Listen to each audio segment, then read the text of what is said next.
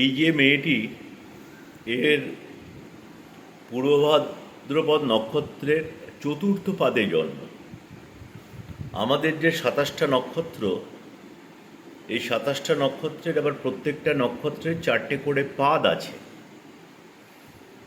এবং এই প্রত্যেকটা পাদের আলাদা আলাদা মন্ত্র আছে। তো এই মেয়েটির পূর্ব ভাদ্রপদ নক্ষত্রের চতুর্থ পাদে জন্ম, মীন রাশি, বৃষ লগ্ন, নড়বর। এর বক্রী গ্রহ হচ্ছে বুধ, মঙ্গল আর শনি। মীন রাশির শনিদেবের সাড়ে 7 ফার্স্ট ফেজ চলছে, মিডিল ফেজ 29/3/25 থেকে শুরু হবে, এবং ধরে নাও শনিদেবের 7.5 মীন রাশির ওপরে আরও 5.5 বছর থাকবে। এবার এই শনিদেবের 7.5 কিন্তু মীন রাশির ওপরে ভালো প্রভাব ফেলছে, এবং মেষ রাশির 7.5 যেটা তোমার 29/3/2025 থেকে শুরু হবে, মেষ রাশিতেও কিন্তু 7.5 খুব ভালো প্রভাব ফেলবে। তার কারণ মেষ রাশি মঙ্গলের রাশি, মীন রাশির বৃহস্পতির রাশি, এরা কিন্তু শনিদেবের অ্যান্টি গ্রুপ।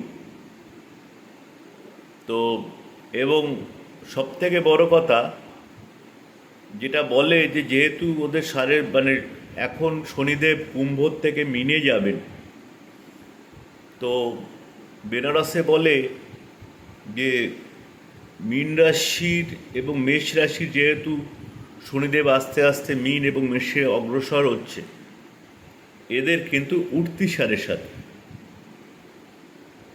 এবং কুম্ভ রাশির 7.5 লাস্ট ফেজ যাচ্ছে, এদের কিন্তু বলবে যে উতরতি হুই 7.5।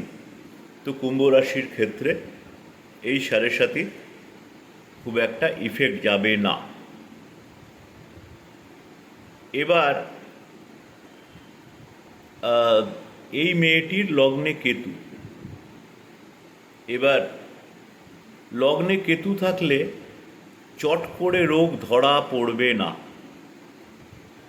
এটা মাথায় রাখতে হবে। লগ্নে কেতু কিন্তু ডাক্তাররাও অনেক সময় কনফিউজড হয়ে যায় যে কী রোগ। এর শুক্র অ্যাফ্লিক্টেড, শুক্র 12 নম্বর ঘরে বসে আছে, এবং শনিদেব 6 নম্বর ঘর থেকে 12 নম্বর ঘরকে ডাইরেক্টলি দেখছে। শুক্র অ্যাফ্লিক্টেড হলে ব্লাড সুগার হয়। এই ক্ষেত্রে শুক্র শনি দ্বারা দৃষ্ট, এখানে কিন্তু শুক্র অ্যাফ্লিকশানে থাকার জন্য ব্লাড সুগারের প্রবলেম হচ্ছে বা হবে। এবার এখানে একটা মজার কথা আছে যে শুক্র সবথেকে মানে এটা জলীয় গ্রহ, এবং শনি সবথেকে ঠান্ডা গ্রহ, এবং শনি যদি শুক্রকে দেখে, বলা হয় যে এই কম্বিনেশনটা প্রচুর পয়সা দেয়। কেন, শুক্র যদি ধরো কোনো চার্টে রবি দ্বারা কম্বাস্টেড হয়ে গেল, কিন্তু ওই কম্বাসনকে শনি দেখছে, ওই শুক্রকে শনি দেখছে, তাহলে কিন্তু শুক্রের কম্বাসন ঠিক হয়ে গেল। এখানে কিন্তু বোথ ওয়েজ, মানে জ্যোতিষে কোনো ফল কোনো ফলকে কাটে না, এটা সবসময় মাথায় রাখতে হবে। তো তোমার এই ক্ষেত্রে এই কম্বিনেশনটা যেরকম রোগও দেবে, এই কম্বিনেশনটা সেরকম পয়সাও দেবে।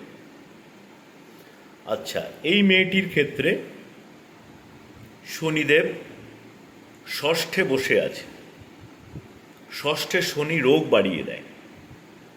আর এখন শনি মহাদশায় এই যোগটা খুব প্রবল হয়ে গেছে। শনি যে ঘরে বসে থাকে সেই ঘরটাকে বাড়ায়। শনি ষষ্ঠে কিন্তু রোগ ঋণ শত্রু বাড়িয়ে দেয়। এটা কিন্তু আমি প্রত্যেকটা চার্টে দেখেছি, হয় রোগ বাড়াচ্ছে, নাহলে ঋণ বাড়াচ্ছে, নাহলে শত্রু বাড়াচ্ছে। বইতে লেখা আছে ষষ্ঠের শনি খুব ভালো দেয়, খুব ভালো। ষষ্ঠের শনি খুব ভালো, শনি ভালো পয়সা দেয় ষষ্ঠে বসে। কিন্তু এই রোগ ঋণ শত্রু বাড়িয়ে দেয়।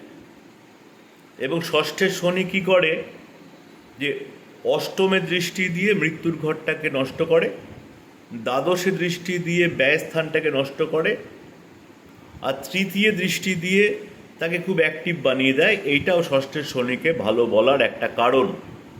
কিন্তু ষষ্ঠের শনি কিন্তু প্রচণ্ড এই রোগ ঋণ শত্রু হয়, এই তিনটের মধ্যে যে কোনো একটা তো বাড়াবেই বাড়াবে। আর এই মেয়েটির এখন শনির মহাদশা চলছে। এর কিন্তু বাড়িতে যদি কোনো পুরুষ মানুষ থাকে, সেই পুরুষ মানুষের কিন্তু কোনো প্রবলেম হতে পারে।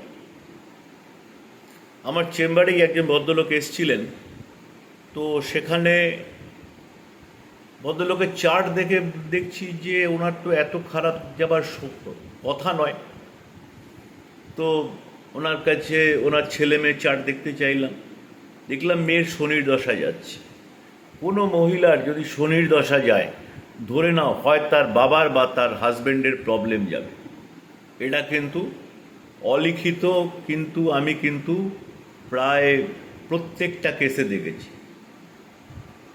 এবং এই মেয়েটির শনির দশাতে, যেহেতু শনি ষষ্ঠে বসে আছে এবং মঙ্গলের অন্তর্দশায় যাচ্ছে, এবার এই সময় তার স্বাস্থ্য ভালো